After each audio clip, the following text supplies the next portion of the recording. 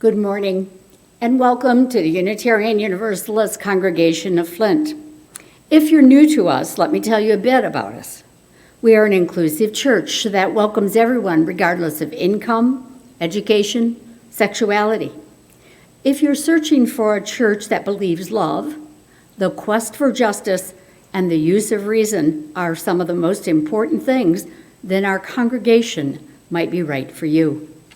When I was struggling with doctrines and the exclusion of women from the pulpit at my prior faith community, a school teacher colleague suggested the Unitarian Church of Flint.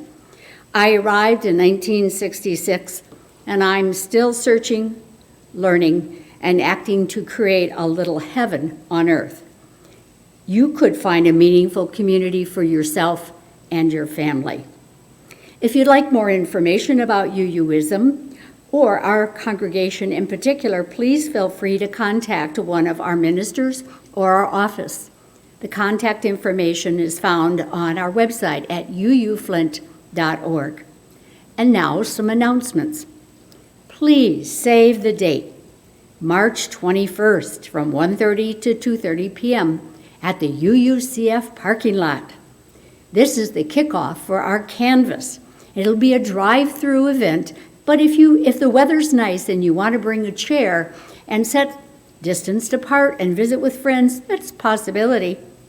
Please come, no matter what the weather. We guarantee some surprises, and you'll be greeted by members of the board and our ministers. We invite you to support Black Lives Matter and make a difference. Please join the members of Woodside Church at the courthouse lawn every Thursday from 1 to 2 p.m. to support this insistent, persistent vigil. They've invited us to join them, and they appreciate our showing up. We'll try to fight injustice and maybe the winter doldrums at the same time. If it's below 20 degrees, they do not meet, so see your email updates for further details or call and speak to Jerry, our co-minister. And then I remind you that after our service today, we will have our regular Zoom coffee hour. The ID can be found on our website, on our Facebook page, and in the e-update.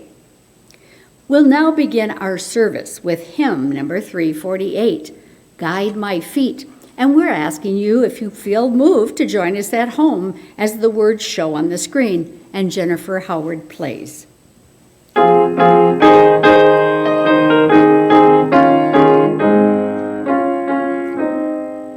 Guide my feet while I run this race.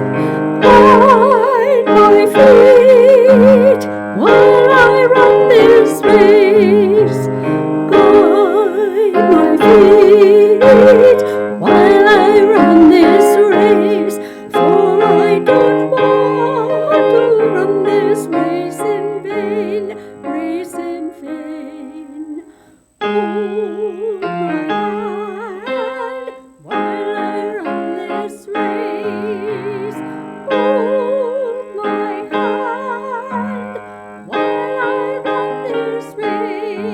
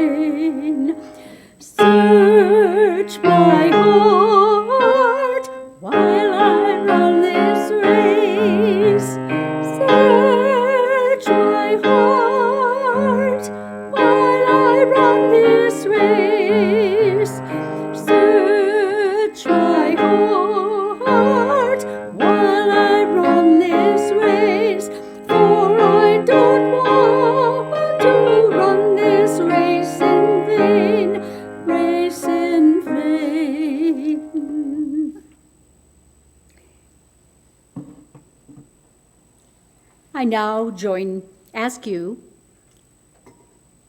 to join me in a moment of silence as we do our chalice lighting. If you have a chalice at home, you're invited to light one, please. We gather this hour with joys and sorrows, gifts and needs.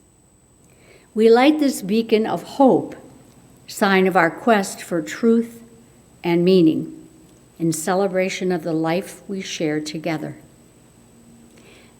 And at this time, I invite you to join me in reciting our covenant. The words should be on the screen. Recognizing the richness of diversity and the beauty and wonder of shared worship and the transforming power of love and service, we gather as a sacred, intentional community to freely seek knowledge and truth, to celebrate the fullness of life, and by our actions to increase goodness and justice.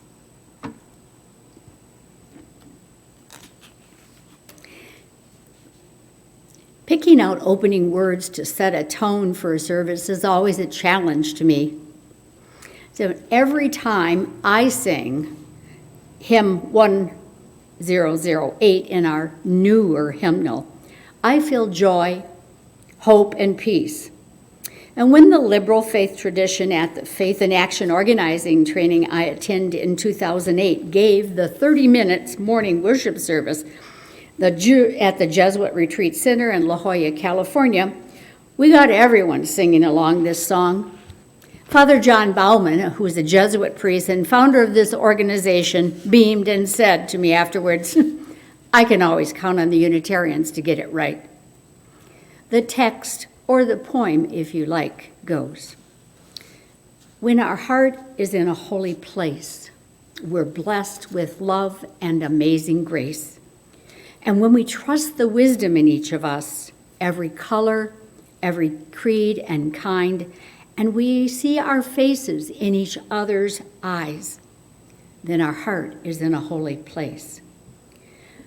When we tell our stories from deep inside, and we listen with a loving mind, and we hear our voices in each other's words, then our heart is in a holy place. When we share the silence of sacred space, and the God of our heart stirs within, and we feel the power of each other's faith, then our heart is in a holy place. I invite you to find your holy place as we spend a short time in meditation while Jennifer plays one of our favorite hymns, Filled with Loving Kindness.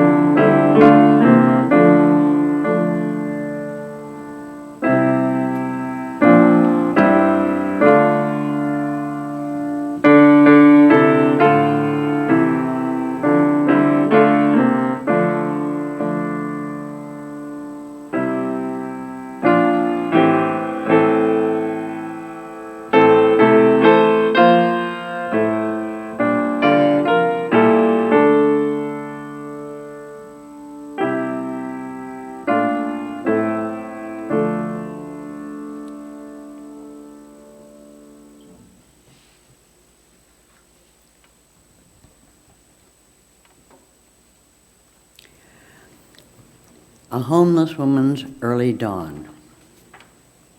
It was early dawn. She woke up from a sad dream. She was 5 in the back seat with her older brother and sister. Her mother was holding the baby next to her dad up front. Then they had just pulled into the driveway of a farmhouse where nobody lived. She knew why they were there: to fill the empty jugs with water from the well. The farmer let her dad get water there because they had no well. This time, though, her dad did not get out of the car. She was standing on a hump in the back, and suddenly she felt frightened. Her father turned to her mother and said in a sad whisper, "He didn't tell me." As he started to back up, she looked at the well. It was covered now and had a big chain on it. 5 is an early age to learn such deep sadness. Her wish to sleep longer forsaken out of fear of dreams, she got up and made ready for her day.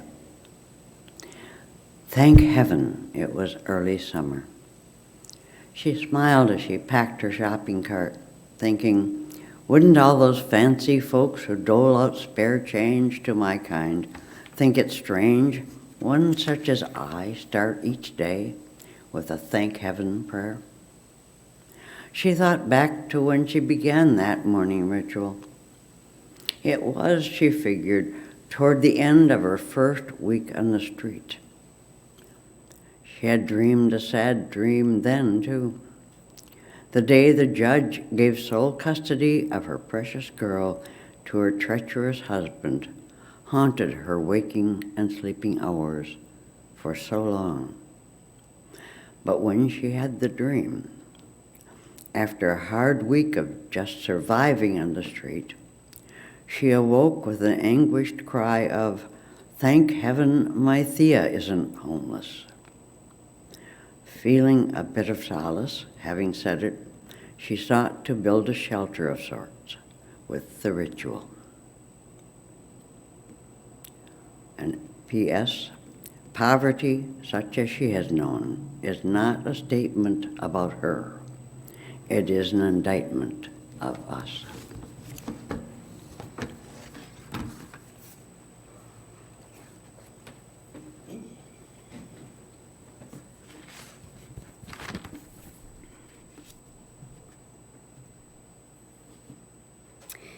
Today, UUCF and our social justice and second Sunday donation program is lifting up the voice of homelessness. And our speaker, Shelly Hoffman, is the development director of the Shelter of Flint. She brings years of experience in nonprofit, educational, and progressive agency management and fundraising to her current position. And via Zoom, Shelly will be welcomed into our pulpit. She will be joining us during coffee hour to answer your question.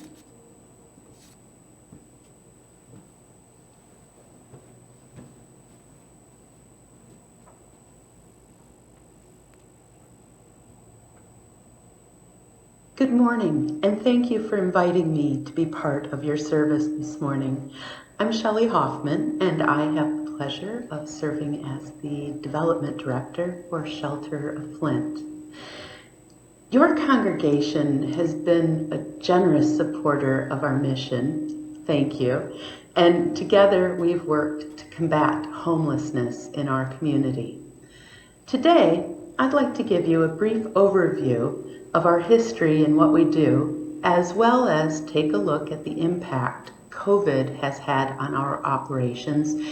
And finally, I'll let you hear from a family that recently exited the shelter to a home of their own.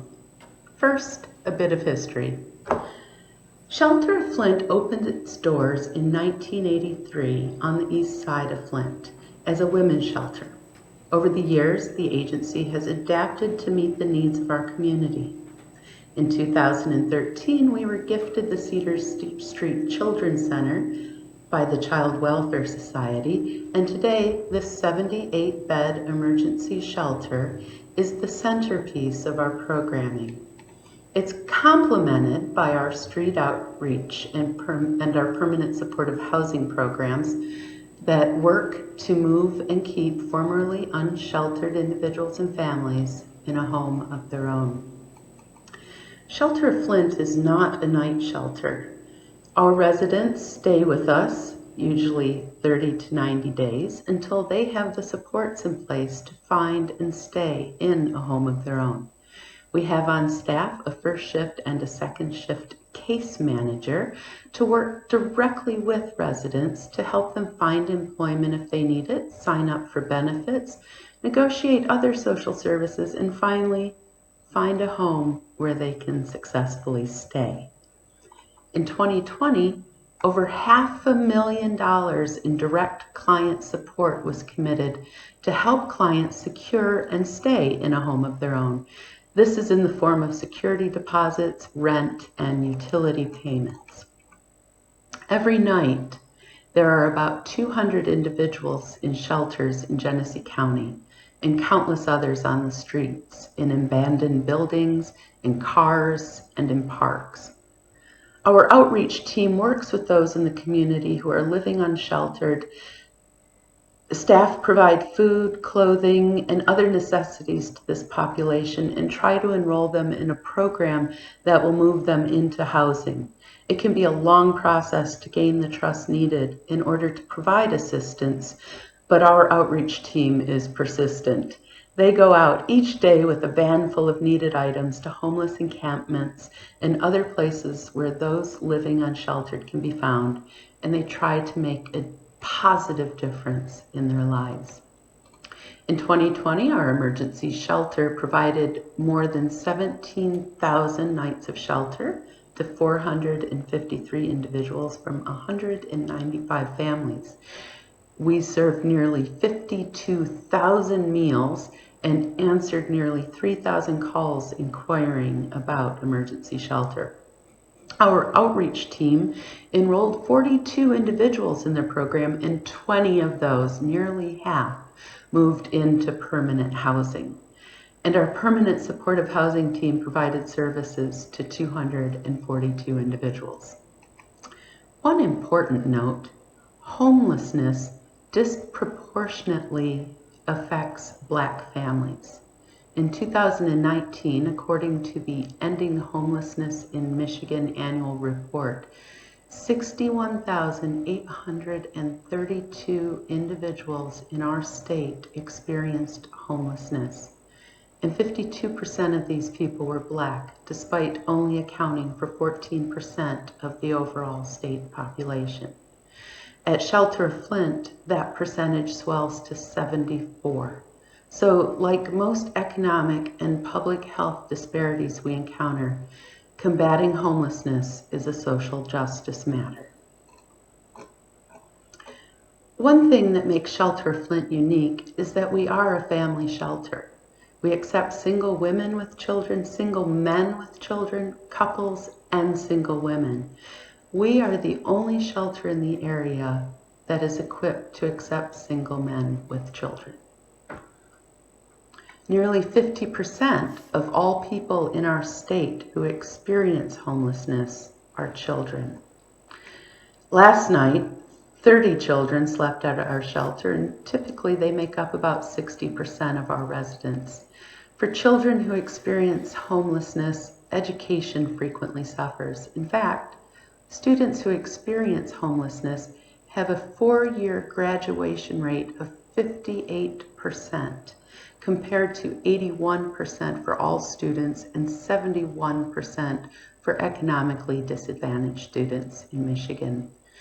Knowing that the children in our care face a multitude of crises, we offer supportive programming for them as well. Our Caterpillar Clubhouse is an after-school program for the children in our emergency shelter. Caterpillar Club offers a variety of programming, both educational and emotionally supportive, including help with homework, family game nights, arts and crafts, a Girl Scout troop, and even the simple enjoyment of the company of a puppy. For many in our community, homelessness is merely one missed paycheck or a single unexpected expense away. Probably most of us know a friend, family member, neighbor, or colleague who has lived unsheltered. The COVID pandemic has exacerbated the risk of homelessness for many in our community. Thankfully, the eviction moratorium and eviction diversion funds that have come into our community have played a significant role in keeping those living from paycheck to paycheck housed. Additional funds that have come into the community have helped us to keep our residents safe. We have found that our residents have had to stay with us longer during the pandemic. It takes longer to connect to the services they need, and there are frequent delays to carrying out necessary improvements to properties they are moving into. A year ago this past week, Shelter Flint went into the COVID prevention mode. We sent home staff who didn't need to be in the office, and we limited visitors to the shelter, including suspending donation drop-offs. As time went on, our protocols and approach evolved to keep with the most current CDC guidance. Eventually, we moved administrative offices out of the shelter altogether to make more space for residents and to create an isolation ward for those exhibiting symptoms and or have tested positive. We feared an outbreak, but we have had only a few residents test positive while they were with us, and we offer on-site testing every week. We've also taken in those who've been discharged from the hospital or have tested positive and who would otherwise be homeless. We are now in the process of getting both our staff and our residents fully vaccinated. And believe it or not, there are good things too that have come from the pandemic. Our chronically underfunded shelter was able to make much needed improvements in order to create a cleaner and safer environment. Old windows that couldn't easily be opened and closed were replaced throughout the shelter. Old carpeting was removed and replaced with more hygienic vinyl flooring. New furnishings and a new HVAC system are on their way as well. I would say that we have weathered the storm well, and that all of the shelters in Flint have worked together to try to get the services we need. It has certainly not been easy, but we're proud of the work we did early on and continue to do to make our clients safe. One client that has been with us for a while during COVID is Ediron. He joined us a few months ago with his daughter Isabel, and last week they moved from the shelter to a home of their own. For Ediron and Isabel, Shelter of Flint was the only place they could go. After me and my case manager called around, we discovered that there was only one place in Genesee County that would house a father with a child or a father with a daughter, and that was Shelter of Flint. Here we have did an assessment. I've qualified for certain programs. They put me in them and helped me, assist me with completing the paperwork, obtaining the necessary documents, and getting them turned in. We have also learned some educational stuff from some of the programs here that will better help me parenting and with my living and financial situations. Staffing here, I was able to obtain a deposit. And it was very hurtful over the last 2-3 days. I called at least 100 different help networks located in Genesee County, and none of them would help me with a deposit.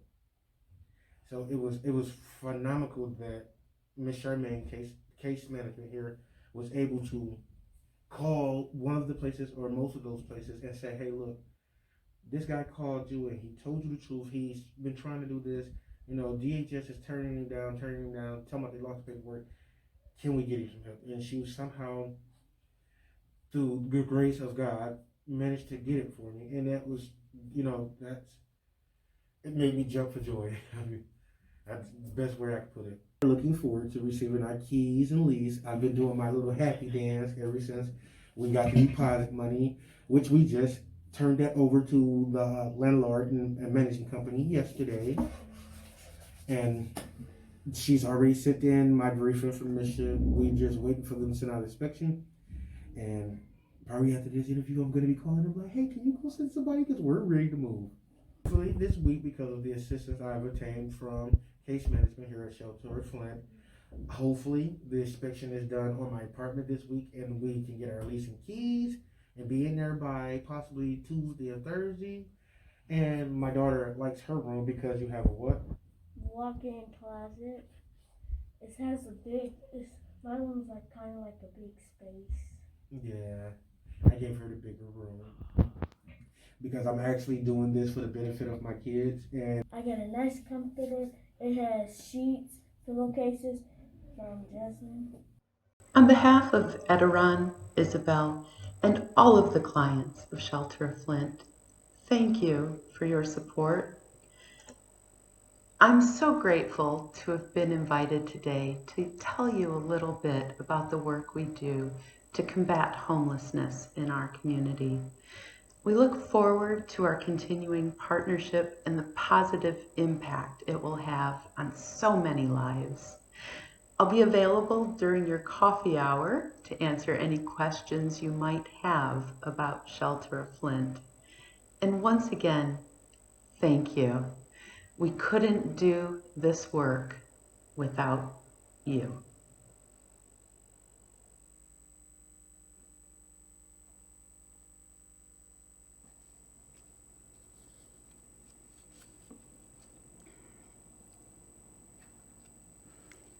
Each week, we ask you to consider a donation to support our faith, home, and work. So please give as you are able. In addition, on the second Sunday of each month, we have a special donation and an ask, which goes to one of 9 nonprofit agencies or 3 denominational program areas. And today, as you might have guessed, the ask is for the Shelter of Flint. If you're able, send a check to UUCF or donate on our website with Shelter of Flint in the memo line.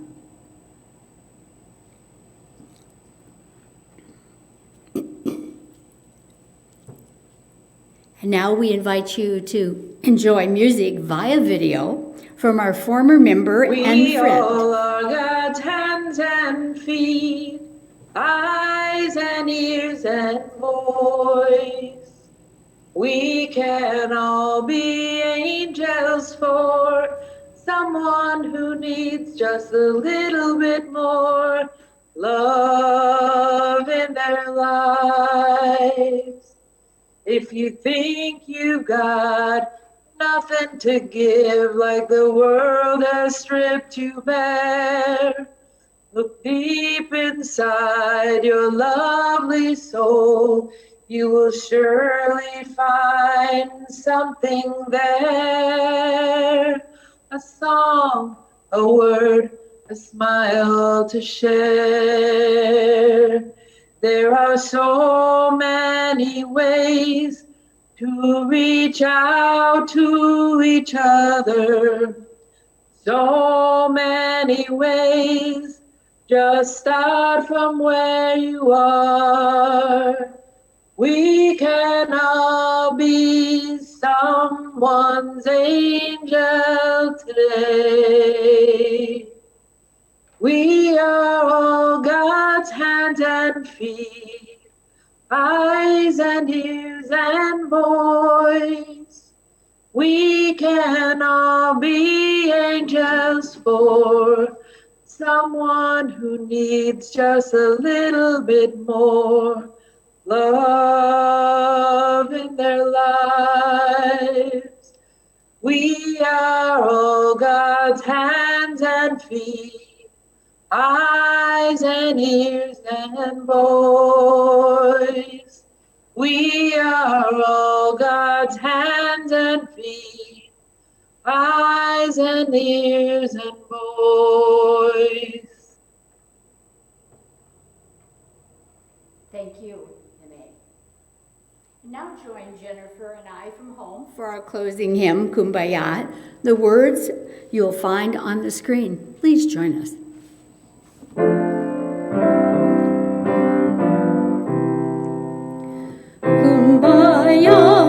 my Lord, Kumbaya, Kumbaya, my Lord, Kumbaya, Kumbaya, my Lord, Kumbaya, oh Lord, Kumbaya.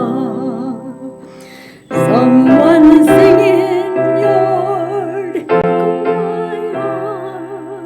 Someone singing, Lord, Kumbaya. Someone singing, Lord, Kumbaya. Oh Lord, Kumbaya. Someone's homeless, Lord, Kumbaya. Someone's homeless, Lord, Kumbaya.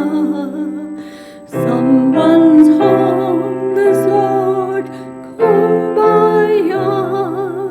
Oh Lord, Kumbaya. Someone's helping, Lord, Kumbaya. Someone's helping, Lord, Kumbaya. Someone's helping, Lord, Kumbaya. Oh Lord, Kumbaya. Kumbaya, my Lord, Kumbaya. Kumbaya, my Lord, Kumbaya. Kumbaya, my Lord, Kumbaya. Oh Lord, Kumbaya. Those of you who remember our words for extinguishing the chalice, please join me. They should appear on the screen. We extinguish this flame, but not the light of truth, the warmth of community, or the fire of commitment. These we carry in our hearts until we are together again.